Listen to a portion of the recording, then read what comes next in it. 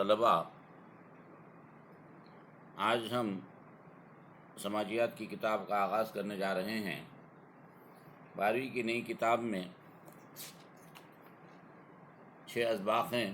پہلا سبق بھارتی سماج کا تعارف، دوسرا سبق بھارتی سماج کے حصے، تیسرا سبق بھارتی سماج میں تنوع اور اتحاد، چوتھا سبق بھارت میں سماجی تبدیلی کا عمل، پانچواں سبق بھارت میں سماجی تحریکیں، چھٹا سبق بھارت میں سماجی مسائل۔ آپ اسباق کے عنوان سے واقف ہو گئے۔ اسباق کے عنوان سے پتہ چل رہا ہے کہ ہم بھارتی سماج کا مکمل تعارف حاصل کرنے جا رہے ہیں کہ بھارتی سماج کے مسائل کیا ہیں، وہاں کون کون سی سماجی تحریکیں ابھری، سماجی تبدیلیاں کون کون سی عمل میں آئیں، بھارتی سماج میں تنوع اور اتحاد کیسا ہے، بھارتی سماج بٹا ہوا کیسے ہے۔ اس لیے یہ جو ہماری کتاب ہے مکمل بھارت کے سماج کا تعارف کے طور پر ہمارے ہاتھوں میں ہے۔ آج ہم اس کا پہلا سبق بھارتی سماج کا تعارف پڑھنے جا رہے ہیں۔ انگریزی میں اس کا نام انٹروڈکشن ٹو انڈین سوسائٹی ہے۔ اس سبق میں ہم 3 نکات دیکھیں گے: قدیم اور قرون وسطیٰ بھارت، نوآبادیاتی دور اور آزادی کے بعد کا بھارت۔ اس سبق کے تعارف کے طور پر دیکھیے، سماجیات کے طالب علم ہونے کے ناطے آپ اس بات سے اتفاق رکھتے ہوں گے کہ سماجیات اس بات پر روشنی ڈالتی ہے کہ انسان کا سماجی برتاؤ کب، کیسا اور کیوں رہا ہوگا۔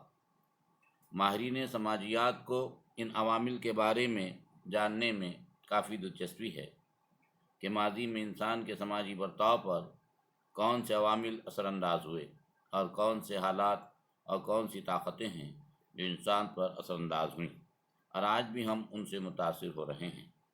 سماجی تعلقات سے ہماری سوچ، ہمارا برتاؤ، ترجیحات، پسندیدگی اور ناپسندیدگی، تعصبات، روزمرہ کی زندگی کے عقائد، طرز عمل اور رسومات وغیرہ اثر انداز ہوتے ہیں۔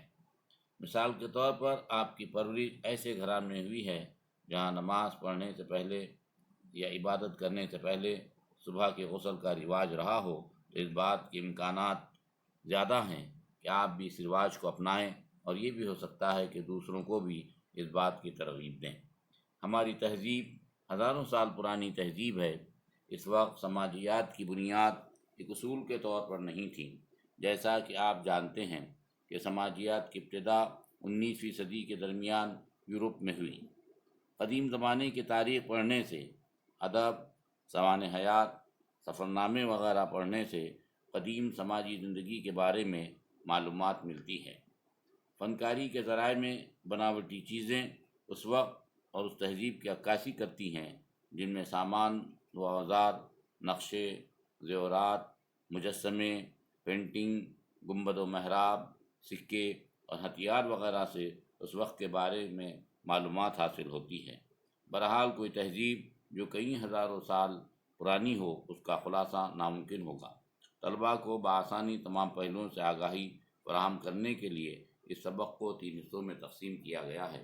پہلا حصہ قدیم اور قرون وسطیٰ یعنی درمیانی بھارت، نوآبادیاتی دور، اور تیسرا آزادی کے بعد کا دور۔ عزیز طلباء، قدیم اور قرون وسطیٰ یعنی درمیانی بھارت، قدیم یعنی بہت پرانا، قرون وسطیٰ ایک دم پرانا، اور اس کے بیچ کے حصے کو قرون وسطیٰ کہتے ہیں۔ قرون کہتے ہیں زمانے کو، قرن کی جمع قرون ہے۔ اسکالروں نے تاریخ کے مطالعے کو مختلف ادوار میں تقسیم کیا ہے۔ اسکول کے دنوں میں تاریخ کا طالب علم ہونے کے ناطے آپ کو یہ بات یاد ہوگی کہ کس طرح تاریخ کے مختلف ادوار کا باریک بینی سے جائزہ لیا گیا تھا اور کس طرح ان پر بحث کی گئی تھی۔ اس لیے سماجیات کے مطالعے میں ہماری سماجی تاریخ کا مطالعہ کس نوعیت کا ہونا چاہیے۔ سماجیات کے اس مضمون میں قدیم بھارت اور قرون وسطیٰ یعنی درمیانی دور کے کچھ اہم نکات کا مطالعہ کیا جا رہا ہے۔ ان میں درج ذیل نکات ہیں: مذہبی عقائد اور عمل، سماج میں عورتوں کا مقام، تعلیم کی نوعیت، سماجی زندگی اور شہریانہ یعنی اربنائزیشن۔ اب ہم دیکھیں گے مذہبی عقائد کیا تھے۔ جہاں تک ہڑپا کی بات ہے، بہت حد تک پرت در پرت مذہبی پیچیدگیاں پائی جاتی ہیں۔ مرد خدا کی مورتی، ماں، دیوی اور جانوروں کے دیوتا پائے گئے ہیں، تاہم کسی بھی طرح کے منادر اور نہ ہی پوجا کا کوئی ثبوت ملتا ہے۔ البتہ قدرتی عوامل جیسے سورج، بارش، پانی اور طوفان وغیرہ کی تعظیم و تکریم کیا کرتے تھے۔ قبائلی سماج کے لوگوں کی کوئی نشانیاں یا زبان بھی نہیں تھیں۔ ویدک دور میں ہندو مذہبی عقائد پر مشتمل ادبی ذرائع موجود ہیں۔